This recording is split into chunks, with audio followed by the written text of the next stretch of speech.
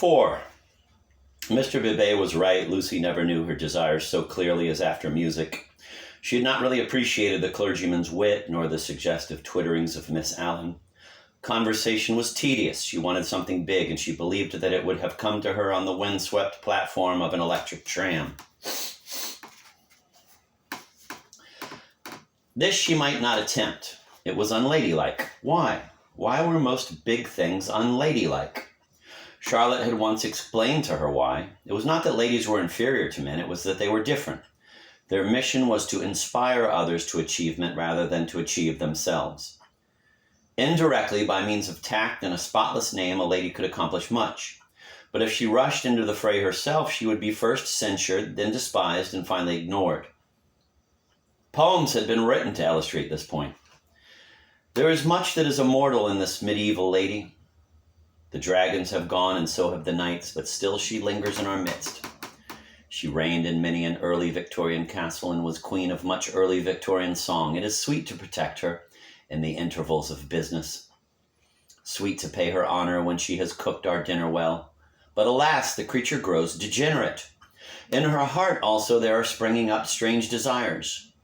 She too is enamored of heavy winds and vast panoramas and green expanses of the sea. She has marked the kingdom of this world, how full it is of wealth and beauty and war, a radiant crust built around the central fires, spinning towards the receding heavens.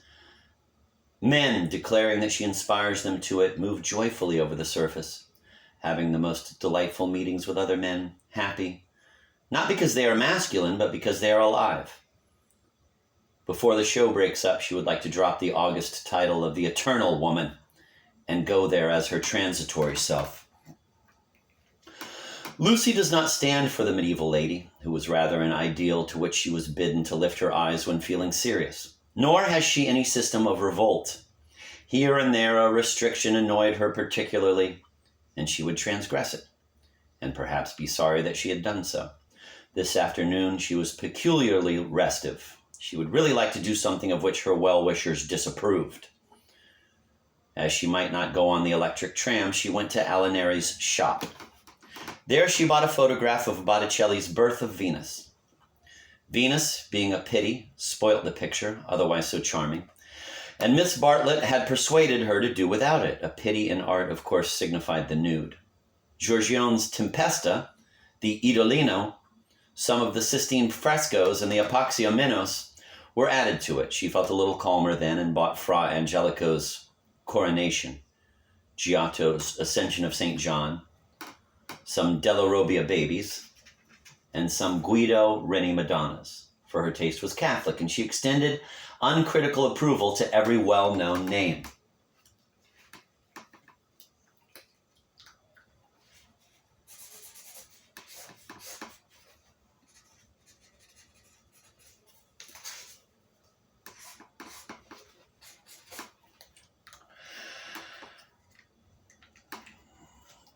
But though she spent nearly 7 lire, the gates of liberty seemed still unopened. She was conscious of her discontent. It was new to her to be conscious of it. The world, she thought, is certainly full of beautiful things, if only I could come across them. It was not surprising that Mrs. Honeychurch disapproved of music, declaring that it always left her daughter peevish, unpractical, and touchy.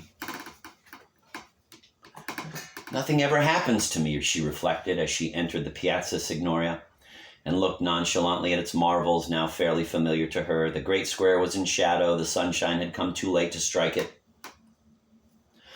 Neptune was already unsubstantial in the twilight, half god, half ghost, and his fountain plashed dreamily to the men and satyrs who idled together on its marge. The loggia showed as the triple entrance of a cave wherein dwelt many a deity, shadowy but immortal, looking forth upon the arrivals and departures of mankind. It was the hour of unreality, the hour, that is, when unfamiliar things are real. An older person at such an hour and in such a place might think that sufficient was happening to him and rest content.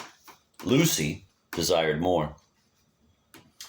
She fixed her eyes wistfully on the tower of the palace, which rose out of the lower darkness like a pillar of roughened gold. It seemed no longer a tower, no longer supported by earth, but some unattainable treasure, throbbing in the tranquil sky. Its brightness mesmerized her. still dancing before her eyes when she bent them to the ground and started towards home. Then something did happen. Two Italians by the loggia had been bickering about a debt. "Cinque lire," they had cried. "Cinque lire." They sparred at each other, and one of them was hit lightly upon the chest. He frowned. He bent towards Lucy with a look of interest, as if he had an important message for her. He opened his lips to deliver it, and a stream of red came out between them and trickled down his unshaven chin. That was all. A crowd rose out of the dusk. It hid this extraordinary man from her and bore him away to the fountain. Mr. George Emerson happened to be a few paces away, looking at her across the spot where the man had been. How very odd! Across something. Even as she caught sight of him, he grew dim. The palace itself grew dim, swayed above her, fell onto her softly, slowly, noiselessly, and the sky fell with it. She thought, "Oh, what have I done? Oh, what have I done?" she murmured and opened her eyes. George Emerson still looked at her, but not across anything. She had complained of dullness. And lo, one man was stabbed and another held her in his arms. They were sitting on some steps in the Uffizi arcade. He must have carried her. He rose when she spoke and began to dust his knees. She repeated, "Oh, what have I done? You fainted. I am very sorry. How are you now?" "Perfectly well, absolutely well," and she began to nod and smile. "Then let us come home. There's no point in our stopping." He held out his hand to pull her up. She pretended not to see it. The cries from the fountain, they had never ceased, rang emptily. The whole world seemed pale and void of its original meaning. "How very kind you have been." "I might have hurt myself falling, but now I am well. I can go alone, thank you." His hand was still extended. "Oh, my photographs," she exclaimed suddenly. "What photographs?" "I bought some photographs at Alinari's. I must have dropped them out there in the square." She looked at him cautiously. "Would you add to your kindness by fetching them?" He added to his kindness. As soon as he had turned his back, Lucy arose with the cunning of a maniac and stole down the arcade towards the Arno. "Miss Honeychurch!"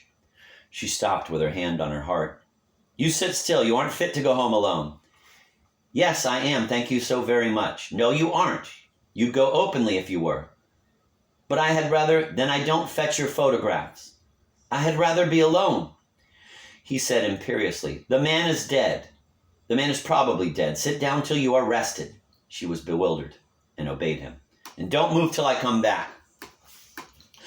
In the distance, she saw creatures with black hoods, such as appear in dreams. The palace tower had lost the reflection of the declining day and joined itself to earth. How should she talk to Mr. Emerson when he returned from the shadowy square? Again the thought occurred to her, "Oh, what have I done?" The thought that she, as well as the dying man, had crossed some spiritual boundary. He returned, and she talked of the murder. Oddly enough, it was an easy topic. She spoke of the Italian character. She became almost garrulous over the incident that had made her faint 5 minutes before. Being strong physically, she soon overcame the horror of blood. She rose without his assistance, and though wings seemed to flutter inside her, she walked firmly enough towards the Arno. There a cabman signaled to them. They refused him. "And the murderer tried to kiss him, you say? How very odd Italians are. And gave himself up to the police?" Mr. Bibet was saying that Italians know everything, but I think they are rather childish. When my cousin and I were at the Pitti yesterday..." "What was that?" He had thrown something into the stream. "What did you throw in?" "Things I didn't want," he said crossly. "Mr. Emerson!" "Well, where are the photographs?" He was silent. "I believe it was my photographs that you threw away." "I didn't know what to do with them," he cried, and his voice was that of an anxious boy. Her heart warmed towards him for the first time. "They were covered with blood. There, I'm glad I've told you. And all the time we were making conversation, I was wondering what to do with them." He pointed downstream. "They've gone." The river swirled under the bridge. "I did mind them so, and one is so foolish. It seemed better that they should go out to the sea. I don't know, I may just mean that they frightened me." Then the boy verged into a man. "For something tremendous has happened. I must face it without getting muddled. It isn't exactly that a man has died." Something warned Lucy that she must stop him. "It has happened," he repeated. "And I mean to find out what it is. Mr. Emerson!" He turned towards her, frowning as if she had disturbed him in some abstract quest. "I want to ask you something before we go in." They were close to their pension. She stopped and leant her elbows against the parapet of the embankment. He did likewise. There is at times a magic in identity of position. It is one of the things that have suggested to us eternal comradeship. She moved her elbows before saying, I have behaved ridiculously. He was following his own thoughts. I was never so much ashamed of myself in my life. I cannot think what came over me. I nearly fainted myself, he said, but she felt that her attitude repelled him. Well, I owe you 1,000 apologies. Oh, all right. And this is the real point. You know how silly people are gossiping, ladies especially, and I am afraid you understand what I mean. I'm afraid I don't. I mean, would you not mention it to anyone, my foolish behavior? Your behavior? Oh, yes, all right. Thank you so much. And would you? She could not carry her request any further. The river was rushing below them, almost black in the advancing night. He had thrown her photographs into it, and then he had told her the reason. It struck her that it was hopeless to look for chivalry in such a man. He would do her no harm by idle gossip. He was trustworthy, intelligent, and even kind. He might even have a high opinion of her, but he lacked chivalry. His thoughts, like his behavior, would not be modified by awe. It was useless to say to him, and would you, and hope that he would complete the sentence for himself, averting his eyes from her nakedness like the night in that beautiful picture. She had been in his arms, and he remembered it, just as he remembered the blood on the photographs that she had bought in Alinari's shop. It was not exactly that a man had died. Something had happened to the living. They had come to a situation where character tells, and where childhood enters upon the branching paths of youth. Well, thank you so much, she repeated. How quickly these accidents do happen, and then one returns to the old life. I don't. Anxiety moved her to question him. His answer was puzzling. I shall probably want to live. But why, Mr. Emerson? What do you mean? I shall want to live, I say. Leaning her elbows on the parapet, she contemplated the river Arno, whose roar was suggesting some unexpected melody to her ears.